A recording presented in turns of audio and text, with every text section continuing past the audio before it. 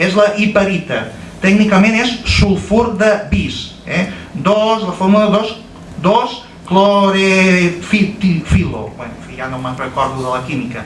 Després també es va utilitzar el fosgè, la clopiorina, cloropicrina i gasos, aquests que fan servir la policia, per lacrimògens, exacte. Bé, etc. És a dir, i a més, ara, passat un temps, els arxius militars, per aquell que vulgui investigar-ho, doncs són oberts i els documents dels anys 20 es poden consultar i qui ho ha consultat doncs pot demostrar la utilització de gasos a la guerra. Bé, aleshores, gràcies a l'ajuda francesa doncs es va poder sotmetre la resistència rifenya i llavors va ser ocupat el nord d'Àfrica. I a partir d'aquí, aquesta és la base a partir de la qual el 18 de juliol de 1936 es va iniciar la rebel·lió contra la República i l'inici de la guerra, el pas de l'estret de l'exèrcit del nord d'Àfrica, i llavors també més detalls típics i tòpics de com una metròpoli, del comportament d'una metròpoli envers la colònia. La població del Rif va ser utilitzada, diuen voluntaris, va ser utilitzada com a carn de canó en aquesta guerra a la península, a la metròpoli. Mercenaris. El primer que van fer en Franco quan arriba el 18 de juliol, no, el 19 de juliol al nord Tetuan, doncs és augmentar el salari de l'exèrcit colonial d'una pesseta a 2 pessetes diàries. I una altra cosa, doncs també subornar els cadís i dirigents de cada comunitat per mirar d'assegurar-se la rereguarda i això, i aconseguir carn de canó. Segons les estadístiques, més de 60.000 rifenys van lluitar a l'exèrcit de Franco a la guerra civil, com a tropes de xoc, primera línia. Allà on hi havia, allà on segur que hi havia combat i hi havia d'haver morts, allà hi enviaven els moros, tractament típic d'un exèrcit colonial. Una altra cosa que vull ressaltar és que en la guerra a Espanya, la guerra d'Espanya, es va donar carta blanca a les tropes colonials. El mateix que els militars espanyols, africanistes, colonials, estaven acostumats a fer, el tipus de guerra violenta, brutal, sense cap regla, en el Rif la van utilitzar contra el poble espanyol, contra els rojos, perquè esclar, aquests no eren espanyols, es podia fer el mateix. L'aplicació del terror sistemàtic. I aleshores aquí les tropes mercenàries rifenyes es feien servir com per crear terror.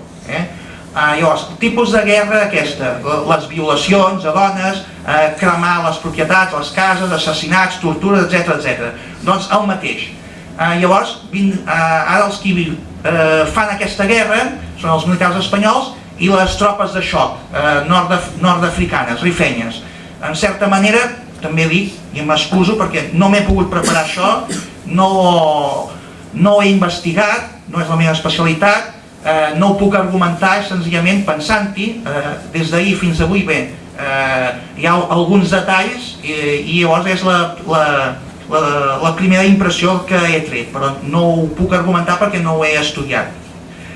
Així com durant els anys 20 els blancs espanyols doncs robaven, saquejaven, violaven, assaltaven el seu país, ara els rifenys a la metròpoli doncs roben, saquegen, violen, etc. És la torna, vindria a ser la torna. Ens toca a nosaltres. Contra qui? Contra els mals espanyols, contra els dolents. Perquè està clar, més d'un cop també està testimoniat s'equivocaven, ells no sabien distingir els espanyols bons, cometes, els espanyols dolents, i alguna vegada s'havien robat o violat o saquejat cases d'espanyols bons. Llavors està clar, les autoritats i l'exèrcit llavors castigaven aquests rifenys perquè s'havien passat. Clar, lògic, no ho sabien, no? Bé, doncs, per tant, una altra cosa, aquesta utilització colonial i racista, clarament, d'unes tropes. Això també té unes conseqüències, doncs, diguem, aquí en el bàndol republicà, Catalunya formava part del bàndol republicà, la por del mort. Oh, que venen, que ens robaran, ens violaran i tal. I això provoca doncs, una reacció racista, clarament racista. A la premsa de l'època republicana i dels progressistes, doncs, els qualificatius a les tropes mores són d'aquí cap amunt, òbviament. I llavors aquí també una altra valoració històrica que faig també és un altre dels comportaments típics de les metròpolis, dels estats opressors, d'enfrontar pobles entre ells i pobres. Així com la guerra del Rif era una guerra de pobres contra pobres, eren els soldats espanyols, la gent del poble pobre que lluitava contra un altre poble i que eren els pobres, perquè els rics eren col·laboracionistes de la metròpoli. A la Guerra Civil Espanyola, doncs també aquesta utilització de les forces rifenyes provocava que els republicans, el poble català, el poble els rojos, doncs no tinguessin cap simpatia i per tant hi hagués un enfrontament entre dos exèrcits. Imagineu-vos que les forces de xoc de l'exèrcit franquista, els rifenys, doncs trenquessin la disciplina i confraternitzessin amb les milícies, anarquistes, comunistes, etc. No hi hauria hagut guerra, haurien perdut aquesta gent. Per tant, s'havia de provocar un enfrontament entre les forces, la carn de canó, les forces de xoc i el poble. I per l'altre costat, és clar, aquesta utilització se'n van sortir, perquè a l'altre costat tenien por i la resposta va ser clarament en contra de les forces mercenàries. I després, ja acabant això, ja sabem com va acabar, doncs aquest personatge tan curiós, en Franco, tenia una guàrdia mora, és l'element exòtic. Tots els colonialistes utilitzen el poble sotmès pel seu benefici. Llavors, com a element exòtic i per demostrar que ell era un conquistador, que és el que tenia el poder i tal, tenia una guàrdia mora. Només servia per fer bonic durant els anys aquests. I pel que es veu, encara ara reben pensió de l'estat espanyol. Tots aquests membres, fins l'any 75 va existir. I per últim, per mirar d'acabar, abans d'acabar, ressalto algunes de les coses que he dit aquí. Primer, que qui provoca la guerra i qui conquista el Rif és l'estat espanyol. Que l'estat espanyol té un comportament colonial a dins del seu propi estat contra uns pobles que no són l'espanyol, no són castellans, són conquistats. Llavors aquestes serien les colònies interiors, també són explotats econòmicament. Això del dèficit fiscal no és d'ara, està documentat en documents ja als anys 20 i abans, i ja existia. El comportament típic d'Espanya com qualsevol metròpoli europea, colonial, aquest tractament i aquest comportament racista i molt violent envers la colònia, l'utilització de qualsevol recurs. Llavors, durant la Guerra Civil, l'utilització de la colònia com a forces de xoc, com la rereguarda. Una altra cosa, està clar. Al setembre del 36, aquí a Catalunya, a Barcelona, va venir una delegació, és que no me'n recordo dels noms perquè com que no m'ho he preparat, dels independentistes rifenys per proposar una aliança amb els rojos en contra de Franco. Imagineu-vos la situació. La rereguarda estratègica dels franquistes era el RIF. Els independentistes del RIF venen per proposar una aliança amb els que lluiten contra Franco per provocar una revolta allà i ensorrar-li la rereguarda. I on van venir? Aquí a Catalunya, perquè de facto durant l'any 36 érem independents d'Espanya, de la República, totalment independent. Però està clar, diguem-ne, bé, això es va veure amb simpatia, els dirigents d'aquell moment, CNT i els catalanistes, companys d'aquests, se'n van adonar de com anava, però està clar, diguem-ne, no teníem prou recursos aquí. Això havia de ser el govern de la República. Els van enviar a Madrid i tal, però el govern de la República no es va atrevir perquè hauria estat...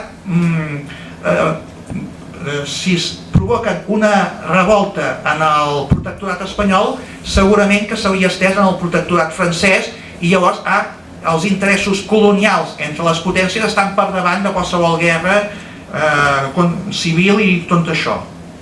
Tenien por de França i a més la República no tenia cap aliat, estava necessitada d'alguna aliança i li interessava tenir França com a amics. Ja veieu, van passar d'ells amb el comitè de no intervenció, però al setembre del 36 els interessava estar bé amb França, per tant això ho van aturar. I aquests independentistes rifenys, cansats d'anar d'un despatx a un altre i que no els hi fessin cas, al final se'n van anar i es va perdre una gran oportunitat històrica d'aconseguir la independència del RIF i de guanyar les tropes franquistes, perquè els responsables polítics, els que podien fer-ho, no van voler, no es van atrevir, o per la raó que fos. I llavors tenim això. Així doncs, ja veieu les relacions, com ho valoro políticament, i per acabar-ho, fins i tot m'he allargat més, per acabar-ho, el futur. Mireu el fenomen de les consultes per la independència de Catalunya i països catalans entre l'any 2010 i 2011 se n'han fet ple i una de les condicions, diguem-ne, s'acceptava les votacions majors de 16 anys i de tots els nouvinguts que estiguessin censats a cada localitat per poder votar i opinar sobre la independència de Catalunya. Aquest és el model a seguir, aquest és el futur i aquest és l'objectiu polític. Qualsevol de vosaltres, rifenys, que no hàgiu nascut aquí, si viviu i participeu, teniu tot el dret a ser tractats i a ser igual com els catalans i a opinar. Aquest és el camí i el futur, i això és el que jo veig, futur esperançador, i més tenint en compte que hem estat oprimits històricament pel mateix estat i que lluitem pel mateix, jo ho deixaria aquí. Una col·laboració entre els catalans i els rifenys, amazics, i esperar que el futur sigui esperançador i millor que no pas el present. Moltes gràcies.